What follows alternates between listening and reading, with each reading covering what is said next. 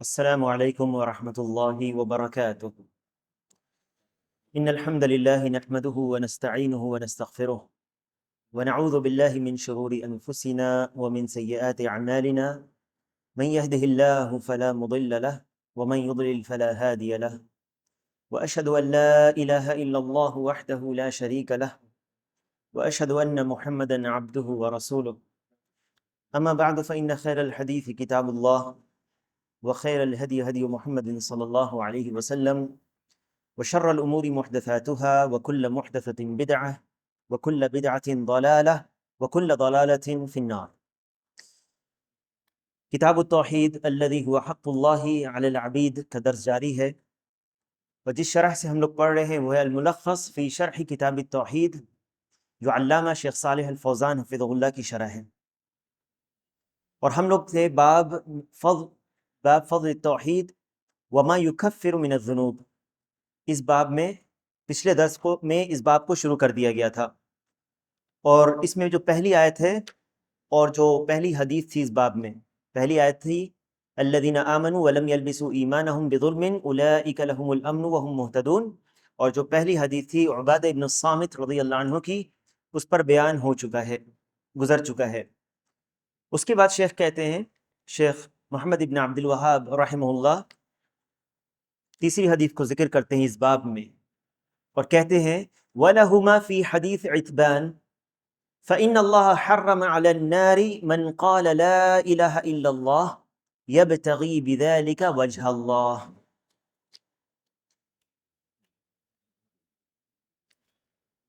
کہتے ہیں وَلَهُمَا فِي حَدِيثِ عِتْبَانِ، جب بات چل رہی ہے، پہلی حدیث بیان ہوئی جو عبادہ ابن الصامت رضی اللہ عنہ سے تھی، اور یہ جو عبادہ ابن الصامت کی حدیث ہے اس کے بعد لکھتے ہیں اخرجاہ، یعنی اخرجاہ دو نے اس کو نکالا، یعنی کہ بخاری اور مسلم نے روایت کیا اسے، اخرجاہ یعنی بخاری اور مسلم نے. اس کے بعد کہتے ہیں وَلَهُمَا کا معنی اور ان دونوں سے، یعنی ان دونوں نے روایت کیا ہے، یعنی بخاری اور مسلم. تو اگر پوچھا جائے کہ حدیث عتبان کس نے روایت کیا ہے، شیخ نے یہاں پہ کیا ذکر کیا، وَلَهُمَا یعنی کہ بخاری اور مسلم. وَلَهُمَا فی حدیث عتبان، بخاری اور مسلم نے روایت کیا ہے، اور اس میں حدیث عتبان ابن مالک رضی اللہ عنہ صحابی ہیں، وہ روایت کرتے ہیں نبی صلی اللہ علیہ وسلم کی حدیث کو، جس میں یہ ہے فَإِنَّ اللَّهَ حَرَّمَ عَلَى النَّارِ مَنْ قَالَ لَا إِلَهَ إِلَّا اللَّهِ يَبْتَغِي بِذَلِكَ وَجْهَ اللَّهِ. اللہ تعالیٰ نے حرام کر دیا ہے آگ کو، جہنم کو، اس کے اوپر جو لا الہ الا اللہ کہے گا، جس سے وہ اللہ کے، یعنی اللہ کے لیے، اللہ کے چہرے کے لیے اس نے لا الہ الا اللہ کہا ہوگا. یہ حدیث، اس حدیث سے جو فائدے ہیں، پہلی چیز کہ اس کے پہلے والی حدیث میں جب شہادہ کا ذکر آیا کہ جو گواہی دے، جیسے کہ عبادہ ابن الصامت رضی اللہ عنہ کی حدیث ہے من شہد لا الہ الا اللہ وحدہ لا شریک لہ وان محمدا عبدہ ورسولہ الی آخر الحدیث. یہاں پر شہیدہ کا لفظ ہے. شہیدہ کا لفظ کے تعلق سے یہ بیان ہو چکا تھا کہ گواہی کیا چیز لازم کرتی ہے؟ سب سے پہلے اس چیز کا علم ہونا جس کی آپ گواہی دے رہے ہیں، اس کا علم ہونا. تو یہ لازم ہے کہ جب آپ گواہی دے رہے ہیں تو اس کے بارے میں آپ جانتے بھی ہوں گے، کیونکہ بغیر کسی چیز کو جانتے ہوئے آپ اس کی گواہی کیسے دے سکتے ہیں؟ یہ تو ممکن نہیں کہ آپ گواہی دیں کسی چیز کے بارے میں جس کے بارے میں آپ کو علم نہ ہو. یہاں سے نوٹ کریں پہلی بات، یہ لا الہ الا اللہ کے شروط کا ذکر اب آئے گا. لا الہ الا اللہ جو ہم لوگ اس میں، علیکم السلام، کیا لا الہ الا اللہ سے مراد صرف زبان سے لا الہ الا اللہ کہہ دینا کافی ہے؟ کہ جس نے لا الہ الا اللہ کہہ دیا زبان سے، لا الہ الا اللہ کہنا اس کے شروط کے ساتھ، شرطیں ہیں کچھ کہ یہ لا الہ الا اللہ کہنا کب صحیح ہوگا. ایک شخص لا الہ الا اللہ کہتا ہے اور غیر اللہ کی عبادت کرتا ہے، اس کا لا الہ الا اللہ پڑھنا کوئی فائدہ نہیں ہے، اس نے اپنے عمل سے اس کلمے کو توڑ دیا. یہاں پر بات آتی ہے کہ کیا شرطیں ہیں اس کی. تو اس میں سب سے پہلی شرط جو ہے علم کا ہونا اس کلمے کے تعلق سے. تو آپ الگ صفحے پر کہیں پر لکھیں شروط لا الہ الا اللہ یا لا الہ الا اللہ کی شرائط، شرطیں، اور تمام شرطیں تفصیلی طور پر ایک درس میں نہیں آئیں گی کیونکہ یہ تفصیل اگلے کچھ جو ابواب ہیں اس میں آ رہے ہیں۔ تو سب سے پہلی چیز جو پچھلی حدیث تھی عبادہ ابن الصامت رضی اللہ عنہ کی، اس سے پتہ چلتا ہے گواہی دینا، گواہی میں کیا ہے؟ علم ہونا کسی چیز کا، ہے نا، تب نہ آپ گواہی دیتے ہیں۔ تو سب سے پہلی چیز ہے لا الہ الا اللہ کی شرطوں میں سے اس کلمے کا علم ہونا جو جہالت کی ضد ہے۔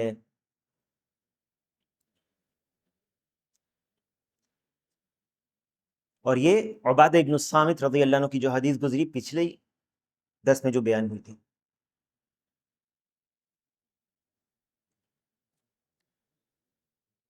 دوسری چیز ہے یقین ہونا، یقین جو شک کے منافی ہے، جو شک کے منافی ہے، یعنی یقین کے ساتھ وہ گواہی دے۔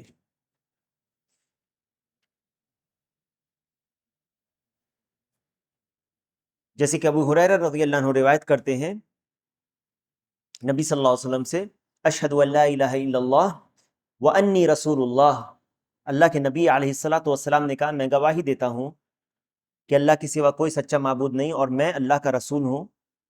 لا یلقى اللہ بہما عبد غیر شاک، لا یلقى اللہ بہ عبد غیر شاک، جو اللہ سے ملے گا جو بندہ اس حالت میں کہ وہ گواہی دیتا ہوگا لا الہ الا اللہ کی اور یہ کہ محمد صلی اللہ علیہ وسلم اللہ کے رسول ہیں، بغیر شک کے۔ تو یقین کی ضد ہے شک، تو اس کو یقین ہوگا اس بات پر، لا الہ الا اللہ محمد رسول اللہ کی بات پر یقین ہوگا کہ اللہ کے سوا کوئی عبادت کے لائق نہیں اور محمد صلی اللہ علیہ وسلم اللہ کے رسول ہیں۔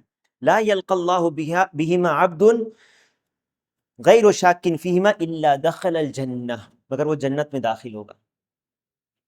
تو جو حدیث ہے من قال لا الہ الا اللہ، یا حدیث میں من مات وهو یشہد ان لا الہ الا اللہ دخل الجنہ، جو اس حالت میں جس کی موت ہوگی کہ وہ لا الہ الا اللہ کی گواہی دیتا ہوگا جنت میں داخل ہوگا۔ تو یہ گواہی یہ لازم ہے کہ علم ہو، یقین ہو، علم جو جہالت کی ضد ہے اور یقین جو شک کی ضد ہے، ٹھیک ہے۔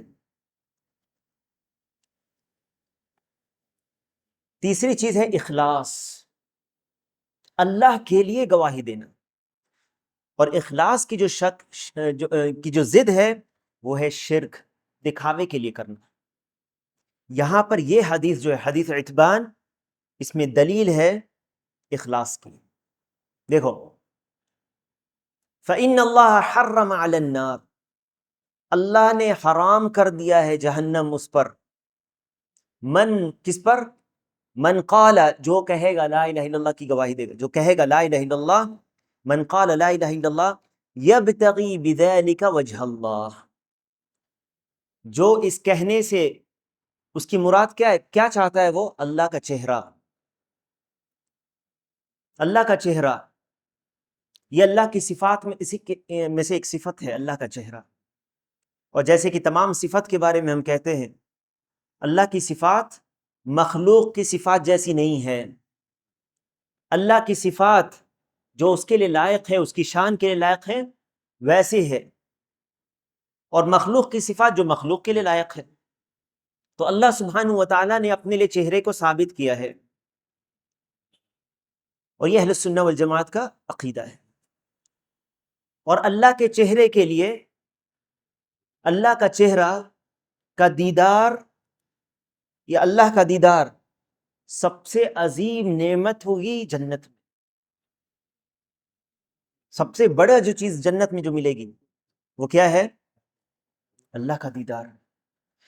کوئی شخص کیا جنت میں داخل ہو سکتا ہے اس لا الہ الا اللہ کے بغیر؟ اور اگر کوئی شخص لا الہ الا اللہ کہتا ہے، کیا یہ تصور کیا جا سکتا ہے کہ وہ لا الہ الا اللہ کو غیر اللہ کے لیے کہہ کر وہ جنت میں داخل ہوگا جہاں اللہ کا دیدار ہوگا، وہ اللہ کو دیکھے گا؟ اللہ کے نبی صلی اللہ علیہ وسلم نے کہا انکم سترون ربکم، تم اپنے رب کو دیکھو گے، ٹھیک ہے۔ یبتغی بذلک وجہ اللہ، یہ اللہ کے صفت میں سے ایک صفات ہے، ہمارے رب کی صفت ہے۔ اور اس سے لازم یاد آتا ہے شیخ سلیمان الرحیلی حفظ اللہ اس کی جب شرح کر رہے تھے کتاب التوحید کی شرح میں، تو نے کہا وَلَازَمَ بِذَلِكَ رِضَى اللَّهِ، اس کے تابع ہے کہ اللہ کے، ظاہر سی بات ہے جب جنت میں کوئی آدمی جائے گا اللہ کے لیے اس نے لا الہ الا اللہ کہا ہے تو اللہ اس سے راضی بھی ہوگا، اور اللہ ان نعمتوں سے بھی اس کو، نعمتیں جس میں سب سے عظیم کیا ہوگی؟ اللہ کا دیدار.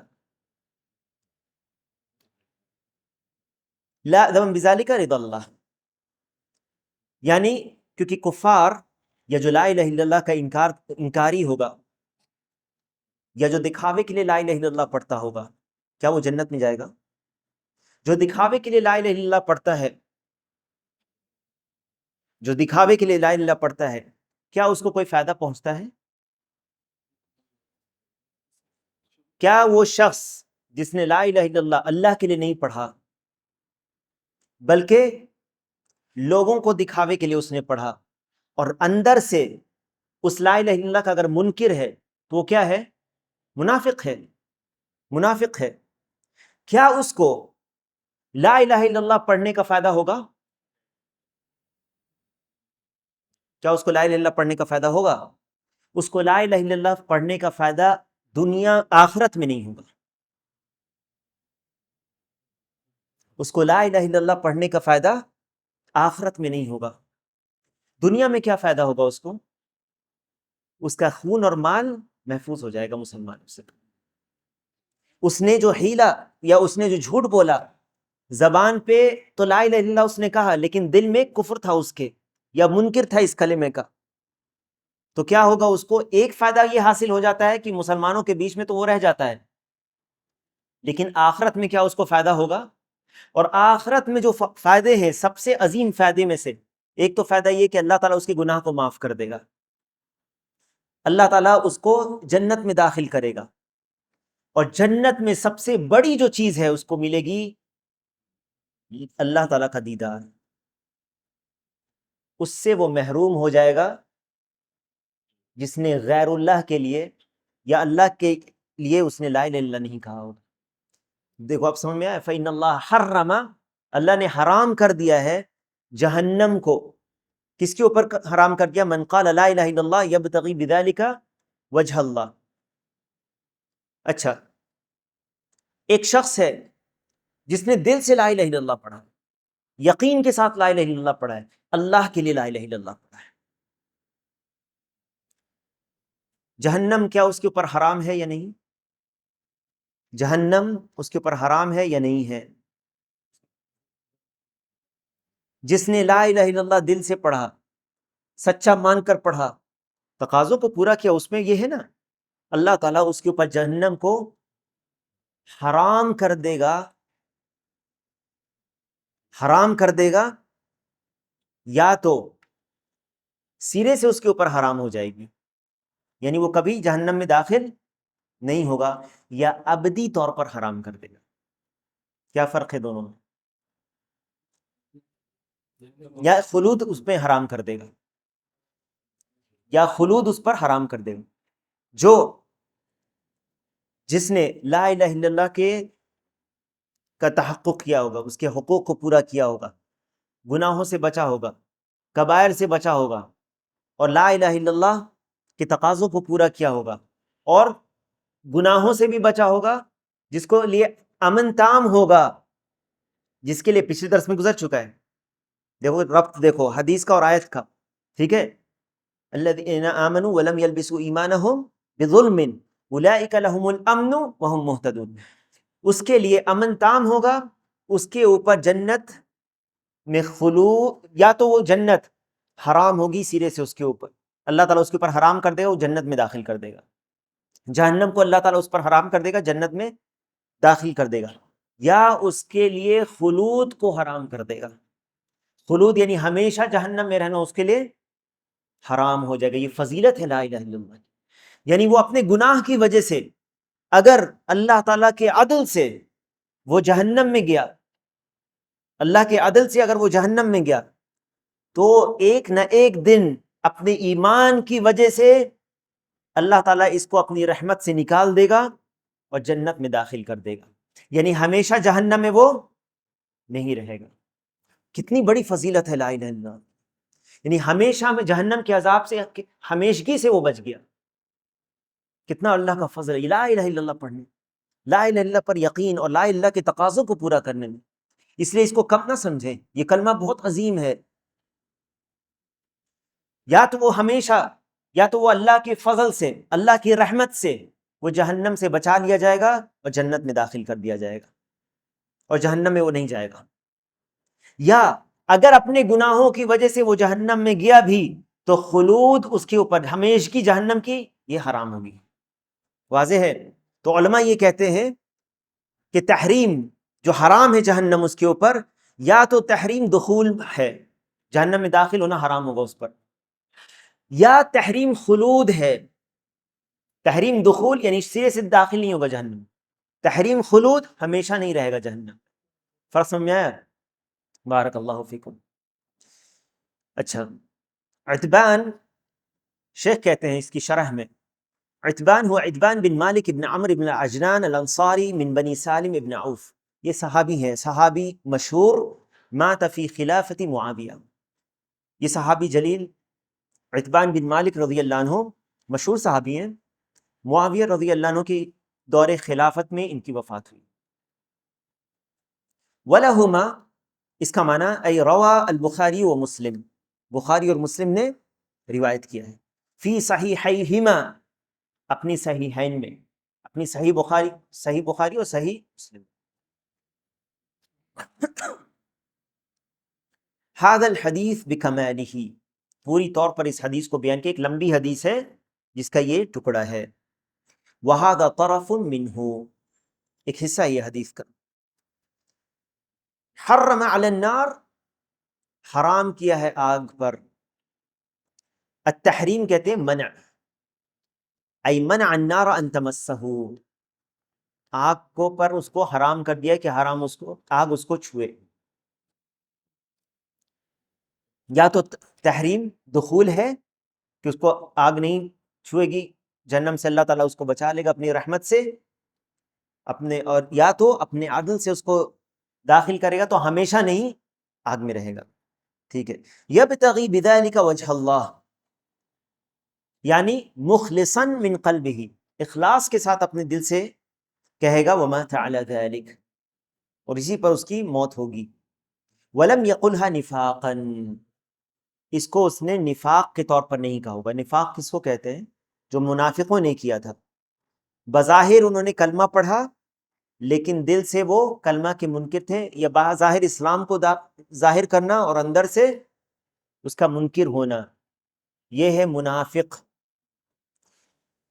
تو اس نے یہ کلمہ ظاہری اور باطنی طور پر کہا ہوگا، یعنی ظاہری زبان سے اور باطنی دل کے یقین اور جو باقی شرطیں، ہاں اس پر کہا ہوگا۔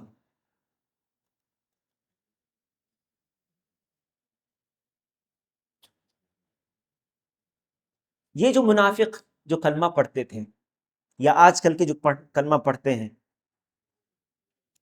ایک تو اخلاص ان کے اندر نہیں ہوتا، تیسری شرط اخلاص بتائی گی نا، علم، یقین، اخلاص۔ ایک اور چیز ہے جو لازم کرتی ہے اس بات کو، وہ ہے سچائی، جھوٹ بولتے ہیں، یعنی وہ کہتے ہیں میں گواہی دیتا ہوں، میں سچا مانتا ہوں اس کو، حالانکہ ان کا دل جھٹلاتا ہے اس کو۔ تو چوتھی جو شرط ہے کلمہ لا الہ الا اللہ کے صحیح ہونے کی، وہ کیا ہے؟ سچائی، صدق، لکھو اس کو، صدق، سچائی کے ساتھ گواہی دینا۔ جو جھوٹ کذب کے خلاف ہے، کذب یعنی جھوٹ، جو ضد ہے کذب کی، جو ضد ہے کس چیز کی؟ جھوٹ لانے کی، جھوٹ کی۔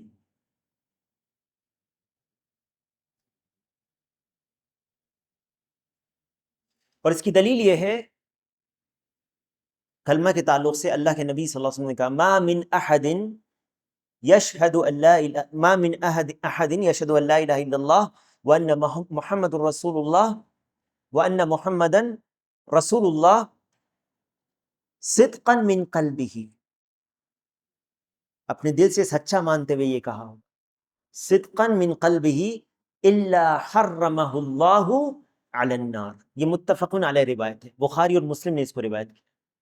ما من احد، کوئی شخص ایسا نہیں جو لا الہ الا اللہ محمد رسول اللہ کی گواہی دیتا ہو. ما من احد ان یشہد ما من احد ان یشہد ان لا الہ الا اللہ وان محمدا رسول اللہ صدقا من قلبہ، اپنے دل سے اس کو سچا مانتے ہوئے کہا ہو، الا حرمہ اللہ علی النار، مگر یہ کہ اللہ تعالیٰ اس کو جہنم پر حرام کر دے گا. ٹھیک ہے، تو صدق ہو گیا ہے نا. تو 4 شرطیں ہو گئی اس میں.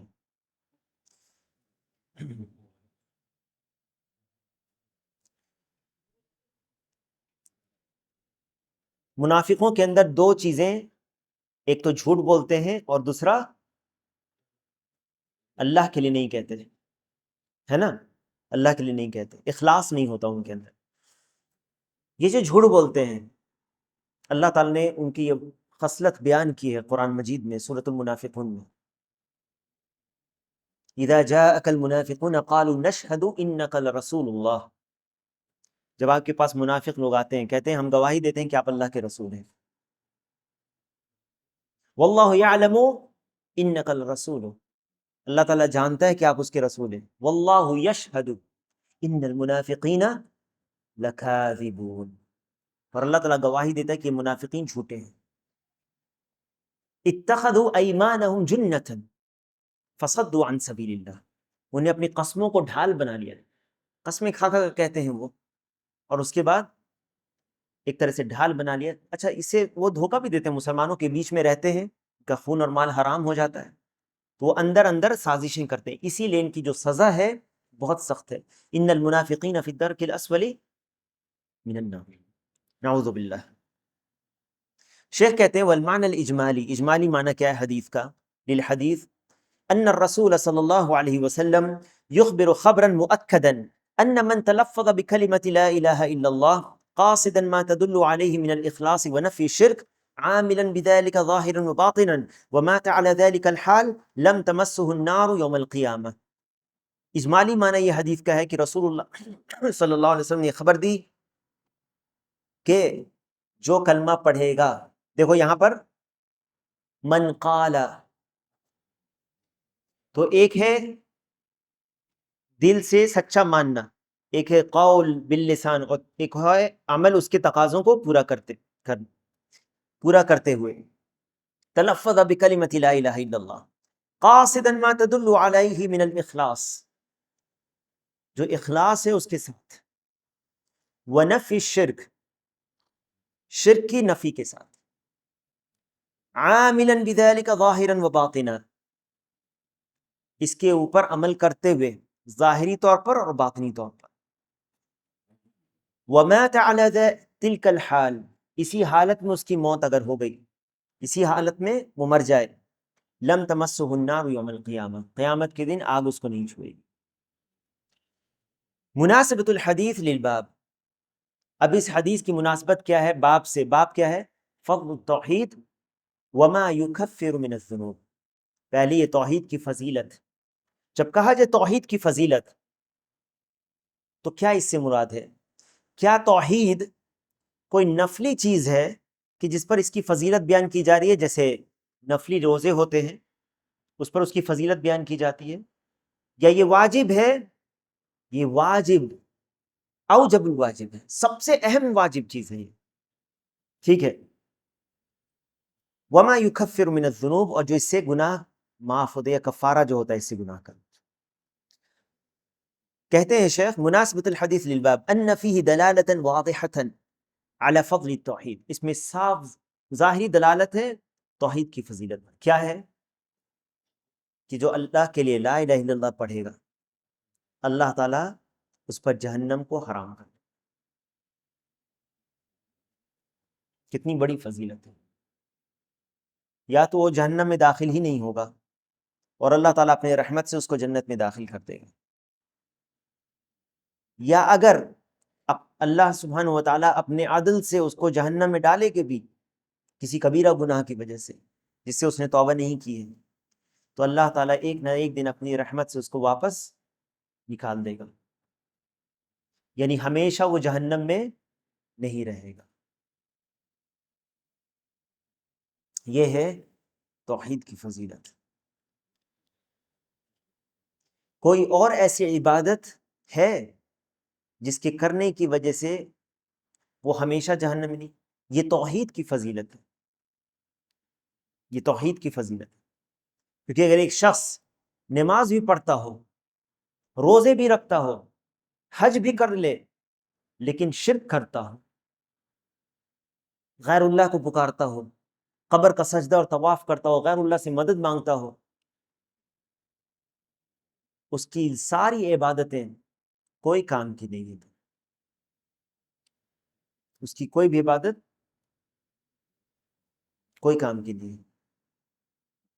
وَقَدِمْنَا إِلَى مَا عَمِلُوا مِنْ عَمَلٍ فَجَعَلْنَاهُ هَبَاءً مَنْثُورًا۔ کیا مکہ کے مشرکین حج نہیں کرتے تھے؟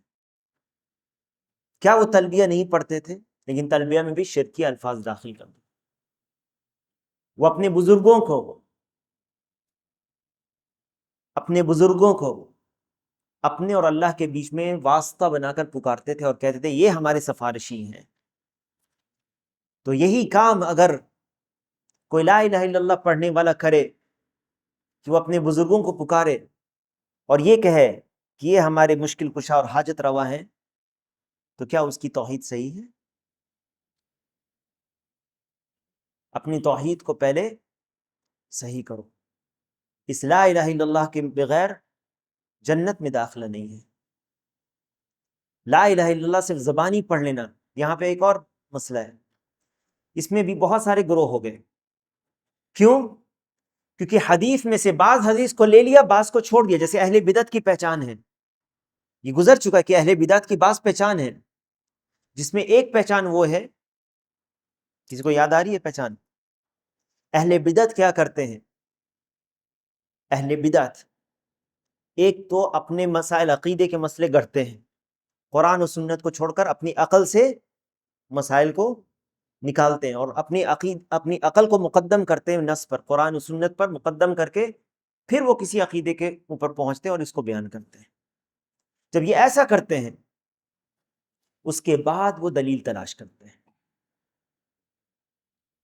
اگر ان کے عقیدے دلیل پر مبنی ہوتا تو دلیل کو بیان کرتے، جیسے اس کتاب میں دلائل موجود ہے پھر مسائل ہیں، دلائل کو وہ بیان کرتے، وہی اسی سے مسائل ہوتا۔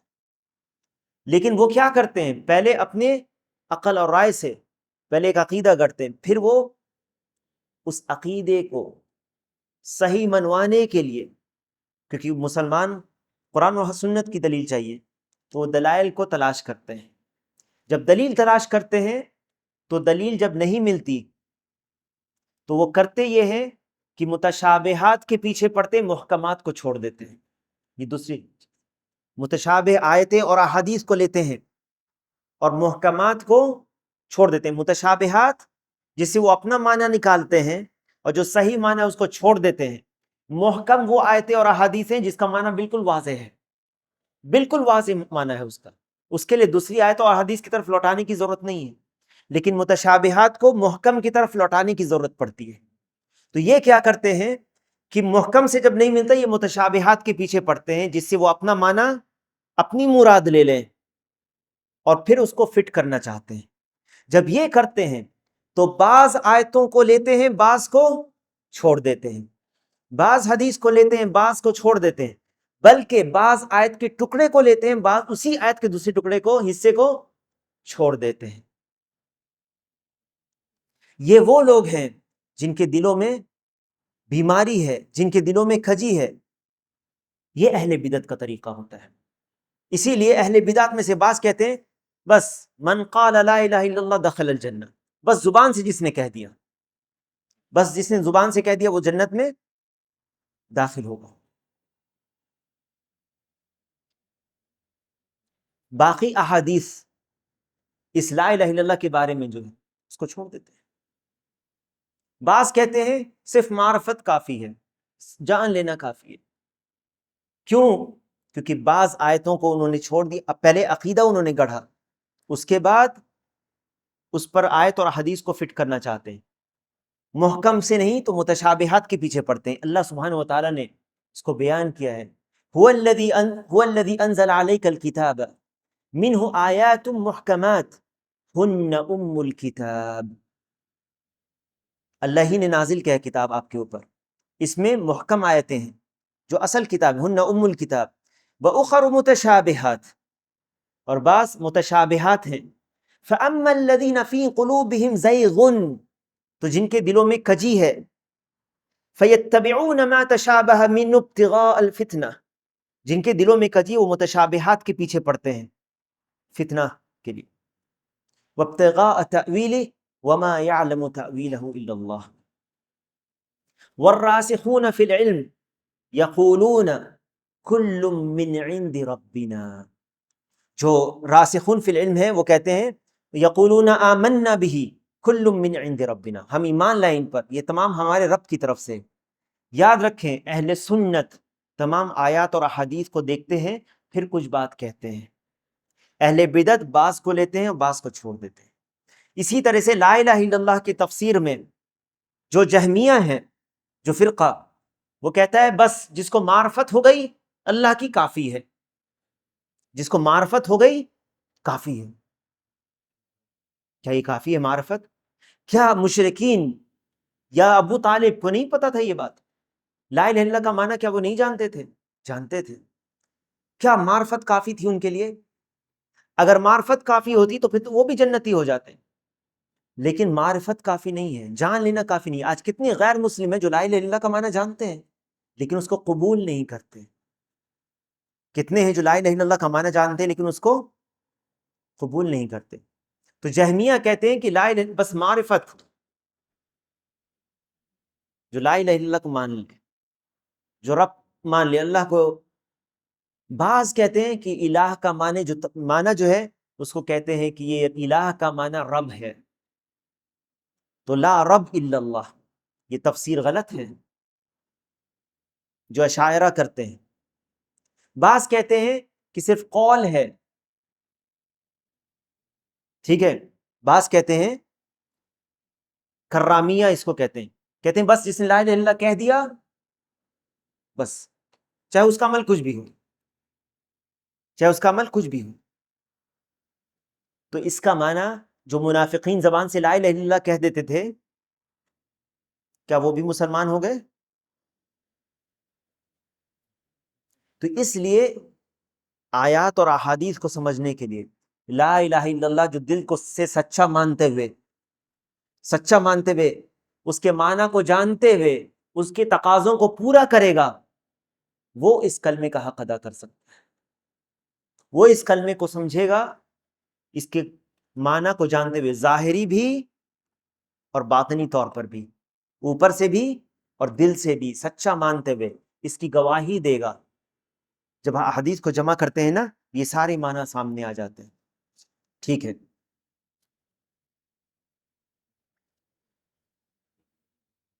تو کہتے ہیں شیخ کہ اس میں واضح دلیل ہے کہ توحید کی فضیلت کی، انہ یوجب لمن مات علیہ النجات من النار وتکفیر السیئات، کہ جو اس پر مرے گا تو اس کے لیے نجات ہے اور اس کے گناہ معاف ہوں گے۔ ما یستفاد من الحدیث، حدیث سے کیا فائدہ ملتا ہے؟ پہلا، فضل التوحید وانہ ینقذ من النار ویکفر الخطایا، توحید کی فضیلت ہے اور اس سے آدمی اللہ تعالیٰ اس کو جہنم سے بچا لے گا اور اس سے گناہوں کو بھی معاف کر دے گا۔ دوسرا فائدہ، انہ لا یکفی فی الایمان النطق من غیر اعتقاد القلب کحال المنافقین، یہ کافی نہیں ہے ایمان میں کہ صرف زبانی پڑھ دیا جائے، جو آج لوگ کہتے ہیں نا کہ بس زبان جو پڑھ دے۔ بعض حدیث سے وہ لیتے من قال لا الہ الا اللہ، حدیث ہے اس معنی میں لا الہ الا اللہ جو پڑھے، تو اس میں یہ اس چیز کا تو نفی نہیں کی گئی ہے کہ جو دل کے یقین سے پڑھے اس کے تقاضوں کو پورا کرے، ہے نا؟ تو اسی لیے یہ کافی نہیں ہے کہ صرف زبانی کوئی لا الہ الا اللہ پڑھے بغیر اس کے دل سے عقیدہ رکھتے ہوئے، جیسے کہ منافقین کرتے تھے۔ منافقین کلمے کی مخالفت کرتے تھے، صرف زبانی پڑھ لیتے تھے اپنے آپ کو مسلمان ظاہر کرنے کے لیے، ان کو لا الہ الا اللہ پڑھنے سے کوئی فائدہ نہیں ہوگا۔ تیسری بات، انہ لا یکفی فی الایمان الاعتقاد من غیر نطق نطق كحال الجاحدین. یہ کافی نہیں ہے ایمان میں کہ صرف عقیدہ رکھ لیا جائے، سچا مان لیا جائے اس کو، لیکن بولا نہیں جائے. جو لوگ انکار کرتے ہیں گرچہ وہ سچا مانتے ہیں، اس کلمے کو سچا مانتے ہیں، لیکن زبان سے نہیں پڑھتے، قبول نہیں کرتے زبان سے. کیوں؟ لوگ کیا کہیں گے، اور پھر اس طرح سے وہ اسلام میں شامل نہیں ہوتے، قبول نہیں ہے ان کے اندر. ایک چیز ہے جو کسی کے خوف سے رک جانا، کسی خوف سے رک کر کے ایمان کو ظاہر نہیں کرنا. یہ معذور شخص ہے کہ وہ ایسے جگہ پر ہے جہاں پر اس کو خدشہ ہے کہ اس ایمان کو ظاہر کریں گے تو مجھے مار ڈالا جائے گا، لیکن جب اس کو موقع ملتا ہے وہ پڑھے گا، وہ کلمہ کا اقرار کرتا ہے، وہ کسی صورت میں وہ زبان پر نہ لائے، اپنے ایمان کو چھپا لے، لیکن ایسا نہیں ہوگا کہ وہ ہمیشہ اپنے ایمان کو پوشیدہ رکھے گا، برخلاف ان کے جو لا الہ الا اللہ کو نہیں ظاہر کرتے سچا ماننے کے باوجود بھی، اور نہیں اس کو قبول کرتے. ابو طالب کے دیوان میں ابو طالب نے اپنے شعر میں لکھا تھا وَلَقَدْ عَلِمْتُ أَنَّ دِينَ مُحَمَّدٍ مِنْ خَيْرِ أَدْيَانِ الْبَرِيَّةِ سَمْحًا. میں جانتا ہوں کہ محمد صلی اللہ علیہ وسلم کا دین سب سے خیر بہتر دین ہے. کیا بہت سارے مشرکین دل میں نہیں جانتے تھے کہ محمد صلی اللہ علیہ وسلم سچ بول رہے ہیں، لیکن بعض چیزوں کی وجہ سے، تعصب کی وجہ سے قبول نہیں کیا؟ یہ ہوتا ہے زبان سے انکار کر دیا. کیا فرعون دل سے جانتا تھا کہ نہیں کہ اللہ نے موسیٰ علیہ السلام اللہ کے رسول ہیں؟ وَلَقَدْ عَلِمْتَ سورہ اللہ تعالیٰ نے بیان کیا اس چیز کو، وَجَحَدُوا بِهَا وَاسْتَيْقَنَتْهَا أَنفُسُهُمْ ظُلْمًا وَعُلُوًّا. موسیٰ علیہ السلام نے کہا تھا قَالَ لَقَدْ عَلِمْتَ مَا أَنزَلَ هَؤُلَاءِ إِلَّا رَبُّ السَّمَاوَاتِ وَالْأَرْضِ بَصَائِرَ وَإِنِّي لَأَظُنُّكَ يَا فِرْعَوْنُ مَثْبُورًا. جانتا تھا اس بات کو، لیکن اقرار نہیں کیا اس نے. انه لا يكفي في الايمان الاعتقاد من غير نطق حال الجاحدين. چوتھا تحریم النار على اہل التوحید الکامل. حرام ہے جہنم جو توحید کامل اہل توحید ہے اس کے اوپر، اس کی تفصیل گزر چکی. پانچواں الخامس ان العمل لا ينفع الا اذا كان خالصا لوجه الله وصوابا على سنة رسول الله صلی اللہ علیہ وسلم. عمل اس وقت تک فائدہ مند نہیں ہوگا جب تک وہ اللہ کے لیے خالص نہ ہو اور رسول اللہ صلی اللہ علیہ وسلم کی سنت کے مطابق نہ ہو. تو عمل کی قبولیت کی دو شرطیں ہیں، عمل کی قبولیت کی دو شرطیں ہیں. پہلی شرط ہے اللہ کے لیے اخلاص. جب اخلاص ہوگا، یہ تقاضا کس چیز کا ہے؟ لا الہ الا اللہ کا تقاضا. اور دوسرا کہ رسول اللہ صلی اللہ علیہ وسلم کی سنت کے مطابق. یہ کس چیز کا تقاضا ہے؟ محمد رسول اللہ کی جو گواہی آپ نے دیا ہے. اور اگر یہ دونوں میں سے کوئی ایک شرط نہیں ہوگی وہ عمل مردود ہو جائے گا. تو عمل کی قبولیت کی دو شرطیں، اخلاص، الاخلاص للہ، اللہ کے لیے اخلاص، ومتابعت الرسول صلی اللہ علیہ وسلم، رسول اللہ صلی اللہ علیہ وسلم کی متابعت میں ہونا چاہیے، نبی صلی اللہ علیہ وسلم کی سنت کے مطابق ہونا چاہیے.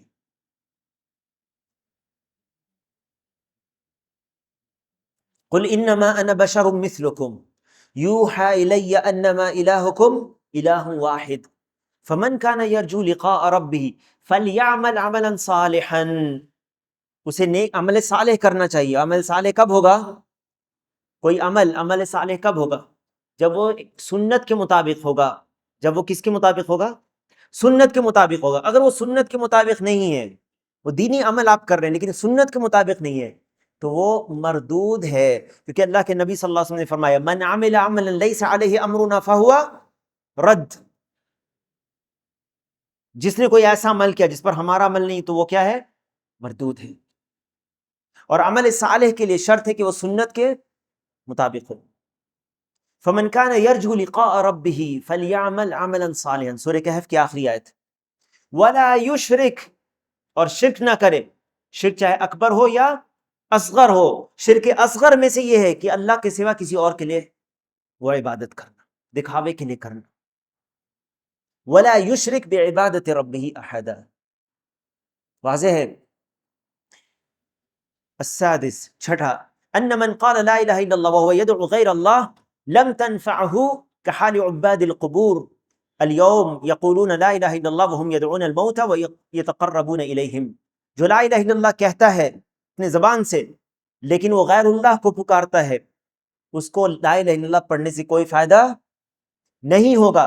جیسے آج کل قبر پرست لوگ، قبوری لوگ جو ہیں، قبر کی عبادت کرنے والے، لا الہ الا اللہ کہتے ہیں لیکن وہ مردوں کو پکارتے ہیں اور ان سے تقرب حاصل کرتے ہیں. ان کو لا الہ الا اللہ پڑھنے سے کوئی فائدہ نہیں ہے، ان کے لیے امن نہیں ہے پھر، کیونکہ انہوں نے غیر اپنے کلمے کو، لا الہ الا اللہ کو توڑ دیا شرک سے جس کی ضد ہے. السابع ساتویں چیز، اثبات الوجہ للہ تعالی علی ما یلیق بجلالہ وعظمتہ. اللہ تعالیٰ کے چہرے کا اس بات جیسے کہ اس کے عظمت اور جلال کے شان ہے.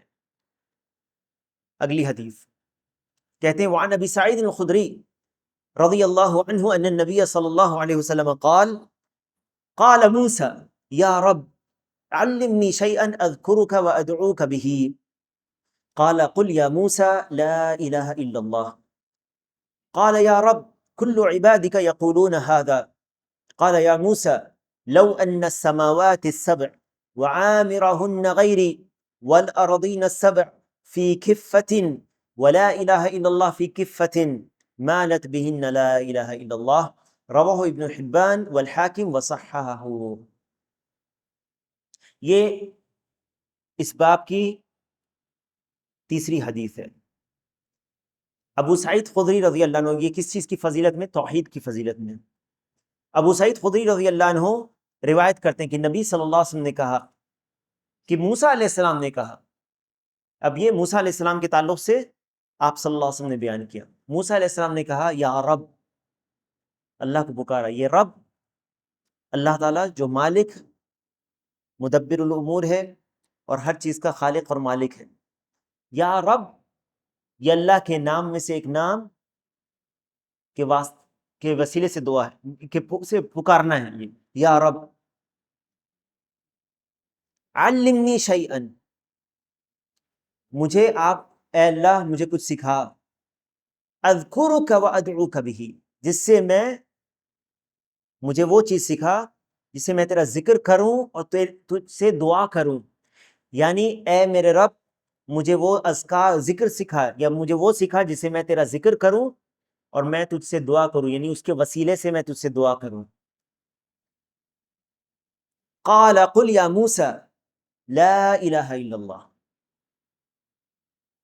اللہ تعالیٰ نے کہا اے موسیٰ لا الہ الا اللہ کہے. قال یا رب کل عبادک یقولون هذا، موسیٰ علیہ السلام نے کہا اے رب تیرے سارے بندے یہ کہتے ہیں لا الہ الا اللہ.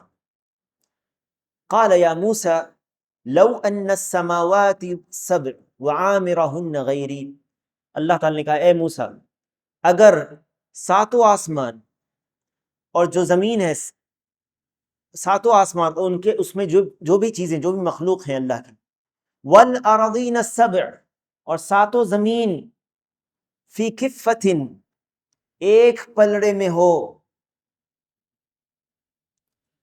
ایک پلڑے میں ہو. کس چیز کے؟ میزان کے. میزان کے. آخرت میں ایمان میں سے یہ بھی ہے کہ اللہ کے نبی علیہ الصلوۃ والسلام نے جن چیزوں کے بارے میں ہمیں خبر دی ہے ان کو سچا ماننا، ان کی تصدیق کرنا، ان پر ایمان لانا. اور جن چیزوں کے تعلق سے بیان کیا ہے آخرت میں، اس میں ایک میزان بھی ہے، ترازو جس پر اعمال تولے جائیں گے. بعض روایتیں میں ہے کہ وہ لوگ کو تولا جائے گا، اس شخص کو تولا جائے گا. بعض میں ہے کہ نام اعمال تولا جائے گا. ٹھیک ہے.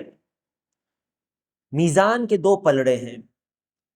اس سے کیا پتہ چلتا ہے کہ میزان حقیقی ہے؟ کوئی فرقہ ہے جس نے اس حقیقی میزان کا انکار کیا؟ کس نے؟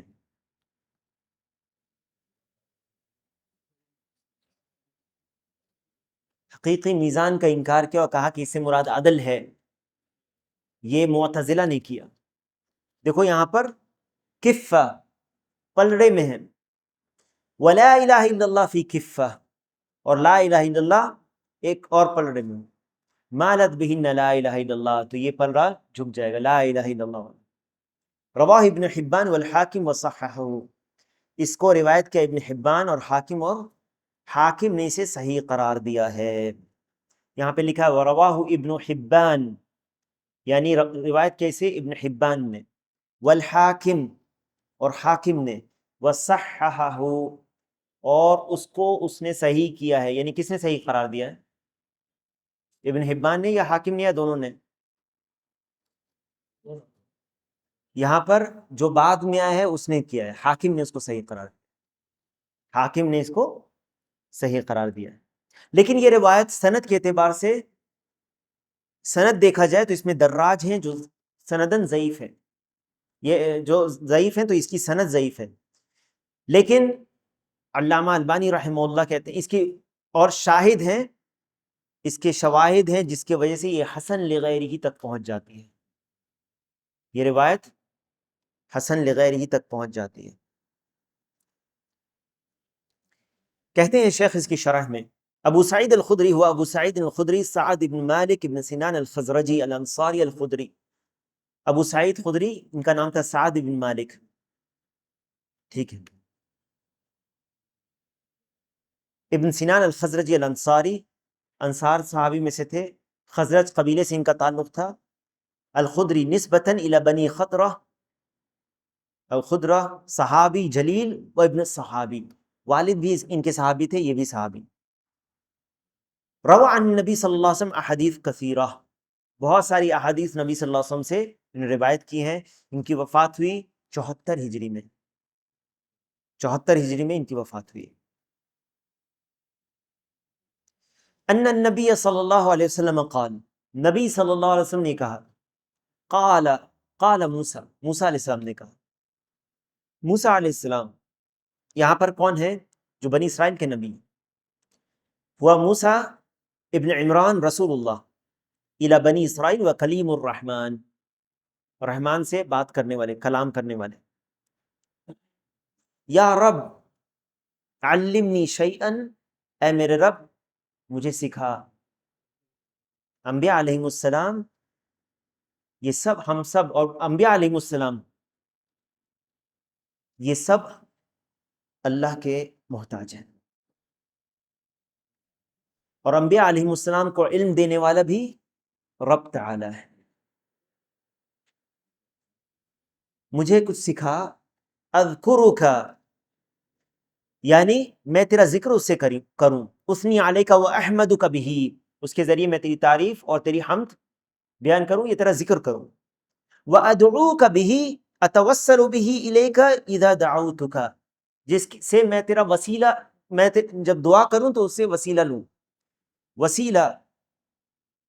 وسیلہ لینا دعا میں دو قسم کا ہے، وسیلہ دو قسم کا ہوتا ہے، ایک ہے شرعی وسیلہ اور ایک ہے بدعی وسیلہ۔ کیا ہے؟ ایک شرعی وسیلہ اور ایک ہے بدعی وسیلہ، ایک شریعت میں ثابت ہے، ایک بدعت ہے۔ یہ بدعی وسیلہ دو قسم کا ہے، بدعی وسیلہ کتنے قسم کا ہے؟ دو قسم کا ہے۔ پہلا ہے جو بدعت مکفرہ ہے، شرک ہے، شرک بھی ایسی ہو سکتی، بدعت ایسی بھی ہو سکتی ہے جو کفر تک پہنچا دے، اسے کہتے ہیں بدعہ مکفرہ، جیسے غیر اللہ کو پکارنا، عبادت کرنا ان کی عبادت سمجھتے ہوئے، غیر اللہ کو پکارنا، ان سے دعا کرنا، انہی سے مانگنا، مردے سے مانگنا، قبر والے سے مانگنا، یہ کیا ہے؟ اور یہ کہنا کہ تم میرے وسیلہ، میری دعا کرو اللہ سے، تم میری حاجت روائی کرا دو اللہ سے مجھے، یہ کیا ہے؟ یہ وسیلہ شرکیہ ہے۔ جب وہ مردے کو پکارتا ہے اور یہ کہتا ہے تم میرے سفارشی ہو اللہ کے یہاں، تو اس نے دعا کس سے کی؟ پکارا کس کو؟ مردے کو، جو سن سکتا ہے نہیں سن سکتا۔ کیا اللہ نے اس کو حکم دیا ہے؟ نہیں دیا ہے۔ کیا وہ عبادت کے طور پر کرتا ہے؟ ہاں عبادت کے طور پر کرتا ہے، تبھی نا آپ کو وہ کہتا ہے کہ تم گمراہ ہو جب تم اس کو صحیح نہیں مانتے۔ تو یہ جو ہے یہ بدعت بھی ہے اور شرک بھی ہے۔ جیسے وہ قبر والے کے پاس جائے اور کہے اے قبر والے یا فلاں ہم بہت پریشان ہے، یہ حال ہے میرا، میری رسائی اللہ تک کرا دو، یہ جو ہے یہ میری شفاعت اللہ سے کرو، یا یہاں تک کہ وہ رسول سے اگر مانگتا ہے یا رسول اللہ، کہتا ہے اللہ کے رسول سے کہ میری شفاعت اللہ سے کیجئے، جبکہ وہ اس دنیا میں موجود ہے، ابھی رسول صلی اللہ علیہ وسلم کے سامنے نہیں ہے۔ اور یہاں پر آخرت میں یہ ذکر کرنا، وہ ان کا یہ کہنا کہ آخرت میں تو لوگ کہیں گے جا کے شفاعت کے لیے رسول اللہ صلی اللہ علیہ وسلم سے، تو آخرت کے امور دنیا پر قیاس نہیں کیے جاتے۔ یہ شرکی وسیلہ ہے کیونکہ غیر اللہ کو پکارنا غائب میں، اور بدعت ہے کیونکہ وہ دین سمجھ کے اس کو کر رہا ہے۔ اور دوسرا ہے جو بدعت مفسقہ ہے، یہ کافر شرک نہیں ہے لیکن یہ مفسقہ بدعت ہے یہ بھی، جیسے یہ کہنا کہ اے اللہ میں تجھ سے دعا کرتا ہوں اپنے نبی کی طفیل میں، یا اپنے نبی کے جاہ کے واسطے اے اللہ مجھے یہ طفیل اور جاہ کا وسیلہ دینا، حالانکہ وہ کس سے مانگ رہا ہے؟ اللہ سے مانگ رہا ہے۔ اگر غیر اللہ سے مانگے گا تو شرک ہو جائے گا، اللہ سے مانگ رہا ہے، لیکن یہ کیا ہے؟ یہ بدعت ہے، مفسقہ ہے یہ بدعت۔ یہ بدعی وسیلہ لینا ہے۔ شرعی وسیلہ تین قسم کا ہے۔ شرعی وسیلہ جو شریعت میں، یا تو اللہ کے ناموں سے اللہ کو پکارنا اور وسیلہ لینا، جیسے آپ کو رزق کی ضرورت ہے، آپ تلاش کر رہے ہیں جاب، آپ اللہ سے دعا کریں یا اللہ تو رزاق ہے، تو رزق دینے والا ہے، اے اللہ مجھے رزق عطا کر، یا رزاق۔ یہ اللہ کے نام سے جو مناسبت ہے، جو تم کو ضرورت ہے، تم اس نام کی مناسبت سے اس کو پکار رہے ہیں۔ تم کو رحم کی ضرورت ہے، یا ارحم الراحمین ارحمنی، اے ارحم الراحمین مجھ پر رحم کر۔ یہ اللہ کے نام کا وسیلہ ہے کہ نہیں؟ اللہ کے نام کے وسیلے سے دعا کر رہے ہیں۔ تو جو مناسب نام ہے، جو آپ کی حاجت ہے، اس کے مناسبت سے وہ مناسب نام سے پکارنا، یہ وسیلہ دینا۔ اللہ کا فرمان ہے وَلِلَّهِ الْأَسْمَاءُ الْحُسْنَى فَادْعُوهُ بِهَا، اللہ کے لیے بھی اچھے اچھے نام ہیں، انہی کے ذریعے اس کو پکار۔ اور بلکہ یہ سنت سے ثابت ہے، اللہ کے نبی صلی اللہ علیہ وسلم کی دعاؤں میں یہ شامل ہے، یا مقلب القلوب ثبت قلبی علی دینک، یا اور بہت ساری دعائیں، رب اغفر لی وتب علی انک انت التواب الغفور۔ اس طرح سے جو دعائیں ہیں یہ اللہ کے نام کے، یہ شرعی وسیلہ ہے، بلکہ یہ اللہ کی عبادت ہے، سنت سے ثابت ہے۔ دوسرا کہ نیک عمل کا وسیلہ، آپ نے اللہ کے لیے کوئی عمل کیا ہے تو اس عمل سے قربت حاصل کر کے اللہ کا وسیلہ، جیسے کہ غار والے لوگوں کا واقعہ ہے، ابھی تفصیل کی جگہ وقت نہیں ہے۔ اور تیسرا کوئی نیک شخص جو زندہ موجود ہو اس کے دعا سے کے وسیلے سے دعا کرنا، جیسے کہ قحط جب ہوا تو عمر رضی اللہ عنہ نے عباس رضی اللہ عنہ کو کہا کہ آپ دعا کریں اللہ سے، تو زندہ تھے عباس رضی اللہ عنہ، نبی صلی اللہ علیہ وسلم کے چچا۔ عمر رضی اللہ عنہ جبکہ خلیفہ راشد ہیں عمر رضی اللہ عنہ، لیکن نبی صلی اللہ علیہ وسلم سے قربت کی وجہ سے عباس جو نبی صلی اللہ علیہ وسلم کے چچا تھے ان کو کہا کہ آپ دعا کیجیے اللہ سے بارش کے لیے، استسقاء کے لیے۔ تو نیک آدمی کا سے دعا کرانا، کہنا جو زندہ ہو حاضر ہو، کوئی حرج نہیں اس میں، یہ وسیلہ یہ ثابت ہے۔ اس کے علاوہ جو ثابت نہیں اس سے نہیں۔ تو اللہ تعالی موسیٰ علیہ السلام نے اللہ سے جو کہا یقولون ھذا، اللہ تعالیٰ کہتا ہے موسیٰ علیہ السلام نے کہا کہ سب لوگ اے اللہ تیرے سارے بندے یہی کہتے ہیں، یعنی لا الہ الا اللہ سے دعا کرتے ہیں۔ لا الہ الا اللہ کے وسیلے سے دعا کرنا ثابت ہے، تو بتا سکتا ہے؟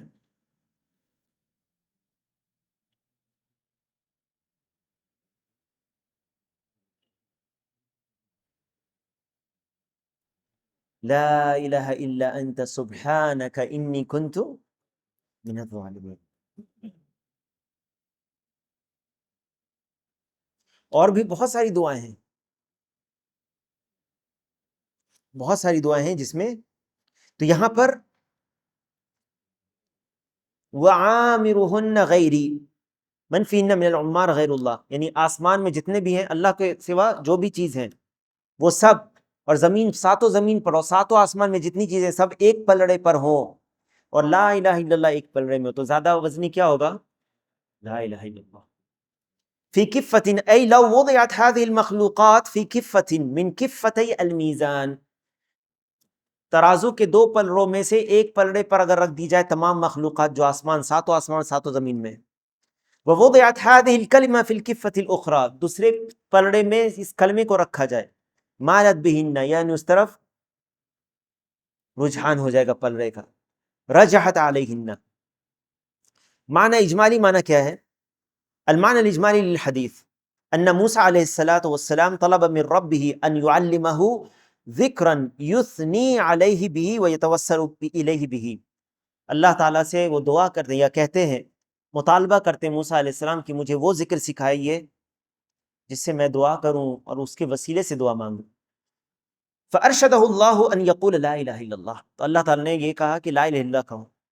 فادرک موسیٰ ان هذه الکلمہ کثیر ذکرها علی السنۃ الخلق، اس کلمے کو تو بہت زیادہ لوگ پڑھتے ہیں، بہت کثرت سے ذکر کیا جاتا ہے. وهو انما يريد ان يخصه بذکر یمتاز به عن غیرہ، موسیٰ علیہ السلام نے اس لیے کہا تھا کہ خاص اللہ تعالیٰ کو ان کو کلمہ بتائے گا جس سے وہ اللہ کا ذکر کریں گے. فبین اللہ عظم فضل هذا الذکر الذي ارشدہ الیہ، تو اللہ تعالیٰ نے اس کی عظیم فضیلت بیان کی کہ یہ کتنا وزنی ہے یہ کلمہ، یعنی ساتوں آسمان اور ساتوں زمین ایک پلڑے پر ہو، ساری مخلوقات اس کے ایک پلڑے پر ہو، اور دوسرے میں صرف ایک لا الہ الا اللہ. اور حدیث بطاقہ، کسی کو یاد ہے بطاقہ والی حدیث، جو قیامت کے دن ایک شخص دیکھے گا اس کے جو سجلات ہیں وہ 99 گناہوں سے بھرے ہوئے ہیں، ایک خیر اس کا لا الہ الا اللہ. اللہ اکبر، یہ کلمہ عظیم کلمہ ہے میرے بھائیو، عظیم کلمہ ہے یہ. اس کے معنی کو سمجھو، اس کے مطابق عمل کرو، اور اس کے توڑنے والی چیزوں سے بچتے رہو. وَأَنَّهُ لَا شَيْء يُعَادِلُهُ فِي الْفَضْلِ، کوئی چیز اس کے برابر فضل میں نہیں. مناسبت الحدیث للباب، اس حدیث کی مناسبت کیا ہے اس باب سے؟ ان فی بیان فضل کلمۃ التوحید، توحید، کلمہ توحید کی فضیلت کیا. دیکھو موسیٰ علیہ السلام نے جو مطالبہ کیا، اللہ تعالیٰ نے اسی کلمے کو کہا جو ہم لوگ، اور بہت سارے لوگ اس کو پڑھتے ہیں، لیکن پھر بھی یہ کلمہ کی عظمت دیکھو. ٹھیک ہے، وَأَنَّهُ لَا شَيْء يُعَادِلُهَا فِي الْفَضِيلَةِ، حدیث میں ہے افضل الذکر لا الہ الا اللہ، سب سے عظیم جو ذکر ہے وہ کیا ہے؟ لا الہ الا اللہ. یاد رکھو، اس میں یہاں پر یہ بات بیان کرنا ضروری مجھے لگتا ہے کہ لا الہ الا اللہ، اللہ کے نبی صلی اللہ علیہ وسلم نے کہا افضل الذکر لا الہ الا اللہ. نبی کی بات کے بعد کوئی شخص نہیں ایسا ہو سکتا جو کہے کہ اس سے بھی افضل کچھ ہوگا. کیا؟